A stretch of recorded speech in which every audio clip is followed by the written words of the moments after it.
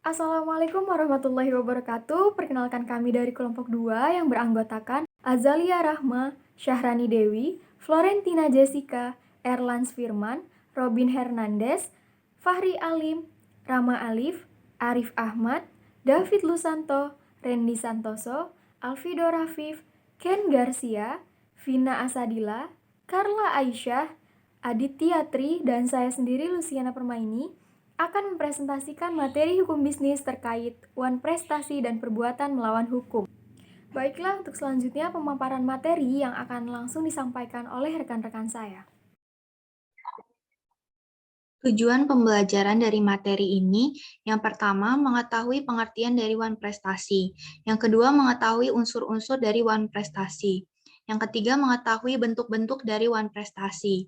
Yang keempat, mengetahui pengertian dari perbuatan melawan hukum atau PMH.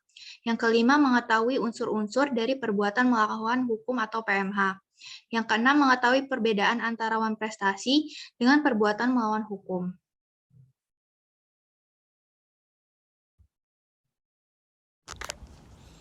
Pengertian wan prestasi.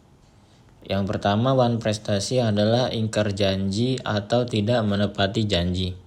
Yang kedua, menurut Abdul R. Saliman, wan prestasi adalah suatu sikap di mana seseorang tidak memenuhi atau lalai melaksanakan kewajiban sebagaimana yang telah ditentukan dalam perjanjian yang dibuat antara kreditur dan debitur. Selanjutnya pengertian wan prestasi. Menurut J. Satrio, wan prestasi adalah suatu keadaan di mana debitur tidak memenuhi janjinya atau tidak memenuhi sebagaimana mestinya dan kesemuanya itu dapat dipersalahkan kepadanya. Yang keempat, wan prestasi dalam pasal 1243 Kitab Undang-Undang Hukum Perdata berbunyi, pergantian biaya, kerugian, dan bunga karena tak dipenuhinya suatu perikatan mulai diwajibkan bila debitur walaupun telah dinyatakan lalai tetap lalai untuk memenuhi perikatan itu, atau jika suatu yang harus diberikan atau dilakukannya hanya dapat diberikan atau dilakukannya dalam waktu yang melampaui waktu yang telah ditentukan. Selanjutnya akan dilanjutkan oleh rekan saya.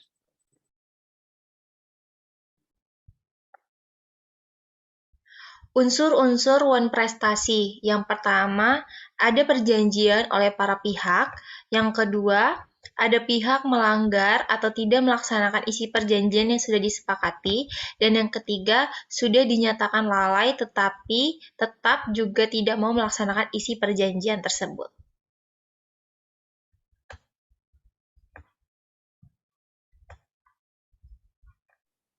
Baik, selanjutnya yaitu bentuk-bentuk wan prestasi menurut Subekti. Di sini ada 4, saya akan menyebutkan 2, yaitu 1, tidak melakukan apa yang disanggupi untuk dilakukan, kemudian 2, melakukan apa yang diperjanjikan tapi tidak sebagaimana yang diperjanjikan. Perbuatan melawan hukum atau PMH. Perbuatan melawan hukum bisa terjadi di ranah hukum pidana maupun hukum perdata. Dalam tulisan ini yang dimaksud PMH adalah yang dalam ranah hukum perdata. Menurut Munir Fuadi, perbuatan melawan hukum adalah sebagai suatu kumpulan dari prinsip-prinsip hukum yang bertujuan untuk mengontrol atau mengatur perilaku bahaya. Untuk memberikan rasa tanggung jawab atas suatu kerugian yang terbit dari interaksi sosial, dan untuk menyediakan ganti rugi terhadap korban dengan suatu gugatan yang tepat. Perbuatan melawan hukum (PMH) diatur dalam pasal 1365 KUHP yang berbunyi, tiap perbuatan yang melanggar hukum dan membawa kerugian kepada orang lain mewajibkan orang yang menimbulkan kerugian itu karena kesalahannya untuk menggantikan kerugian tersebut. Dahulu, perbuatan melawan hukum hanya terbatas pada perbuatan yang melanggar undang-undang tertulis saja. Namun, sejak tahun 1919, Majelis Belanda dalam perkara Lindenbaum v. Cohen memperluas penafsiran perbuatan melawan hukum sehingga perbuatan melawan hukum tidak lagi terbatas pada perbuatan yang melanggar undang-undang, tapi juga mencakup salah satu dari beberapa perbuatan sebagai berikut. Yang pertama yaitu perbuatan yang bertentangan dengan hak orang lain. Yang kedua, perbuatan yang bertentangan dengan kewajiban hukumnya sendiri. Yang ketiga, perbuatan yang bertentangan dengan kesusilaan. Dan yang keempat, perbuatan yang bertentangan dengan kehati-hatian atau keharusan dalam pergaulan masyarakat yang baik.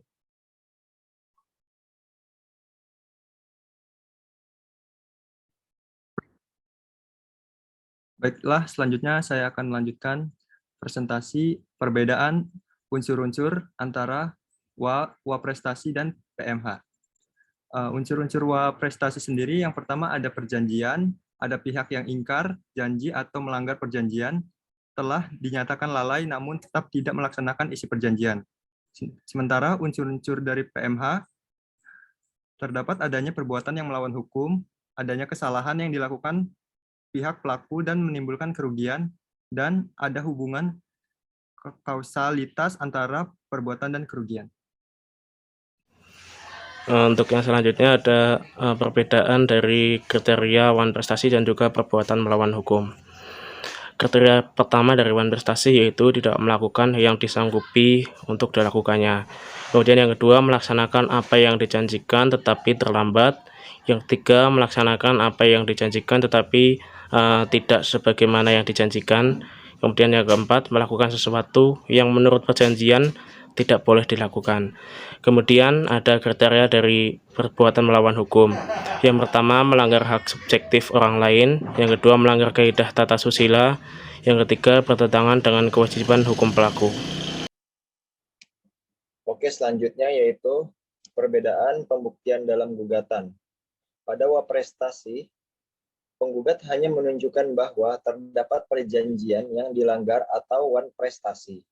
Sedangkan pada PMH, penggugat harus membuktikan unsur-unsur PMH dan membuktikan adanya kesalahan yang dilakukan debitur.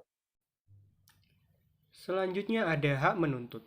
Hak menuntut ganti rugi dalam wan prestasi didasarkan pada pasal 1243 KUH Perdata yang pada pokoknya dalam menuntut ganti rugi tersebut membutuhkan pernyataan lalai.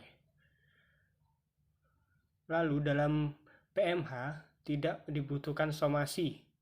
Karena setiap kejadian PMH, maka pihak yang merasa dirugikan dapat menuntut ganti rugi secara langsung.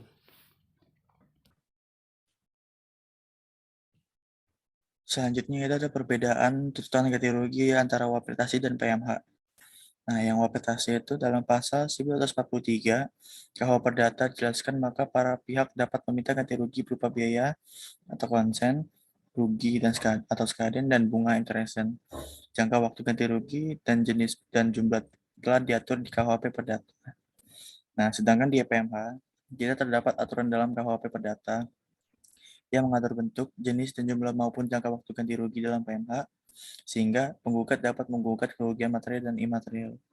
Nah, contohnya, ketika kita menggunakan tuntutan ganti rugi menggunakan WA-prestasi, kita harus mengikuti semua jangka waktu dan jumlah yang telah ditetapkan di KUHP Perdata. Nah, sedangkan dengan menggunakan PMH, itu tidak ada tuntutan dalam tulisan yang tertulis, sehingga penggugat dapat meminta kerugian ataupun dalam jangka waktu yang sesuai dengan ditetapkan oleh penggugat. Selanjutnya akan dibahas oleh teman saya.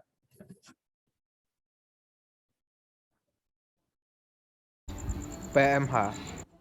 Tidak terdapat aturan dalam KUH Perdata yang mengatur bentuk, jenis dan jumlah maupun jangka waktu ganti rugi dalam PMH, sehingga penggugat dapat menggugat kerugian material dan imaterial. Gugatan PMH dapat menuntun pengembalian pada keadaan semula atau biasa disebut restitut in integrum. Baik, sekian presentasi dari kelompok kami. Kurang lebihnya mohon maaf. Selanjutnya adalah sesi diskusi. Bagi teman-teman yang memiliki pertanyaan, boleh kirimkan melalui chatroom atau disampaikan secara langsung ketika kelas berlangsung. Terima kasih. Wassalamualaikum warahmatullahi wabarakatuh.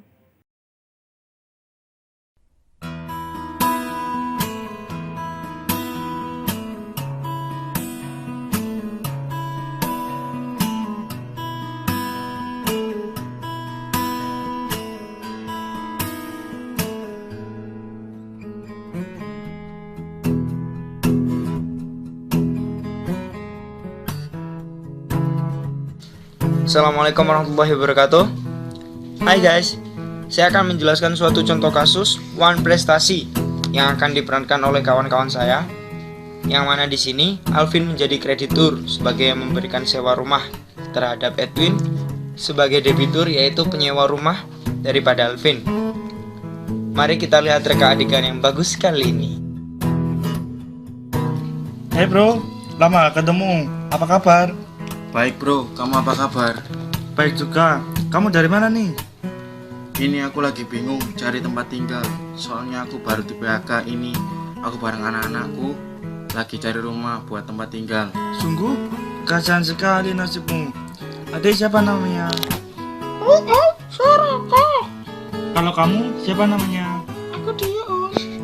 Aku ada rumah untuk dikontrakan. Ayo ikut aku.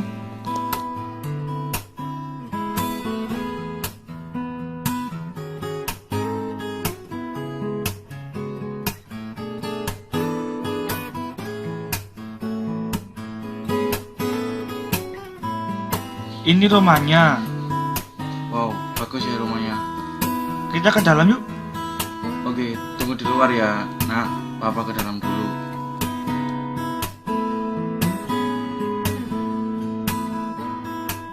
Bagaimana?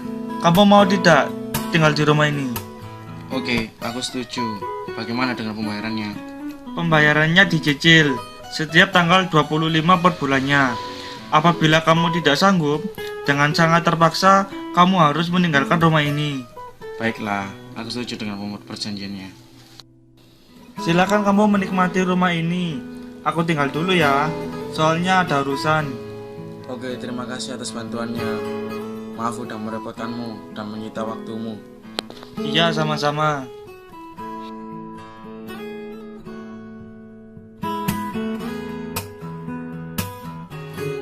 Bagaimana untuk pembayarannya, Win? Kamu udah nunggak selama 3 bulan. Bagaimanapun kamu harus bayar sekarang juga. Maaf ya, Vin. Sepertinya aku tidak bisa untuk membayar uang sewa tersebut. Aku tidak punya uang sekarang juga. Baiklah, dengan sangat menyesal, kamu harus meninggalkan rumah ini sekarang juga.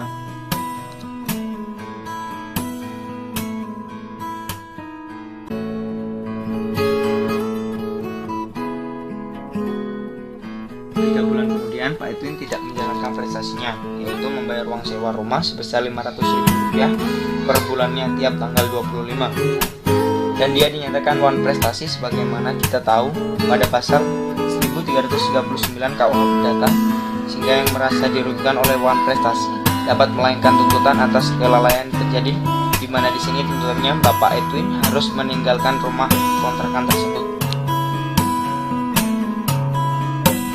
Pasal 1939 KUH Perdata yang isinya persetujuan tidak hanya mengikat apa yang dengan tegas ditentukan di dalamnya, melainkan juga segala sesuatu yang menurut sifat persetujuan dituntut berdasarkan keadilan, kebiasaan, atau undang-undang.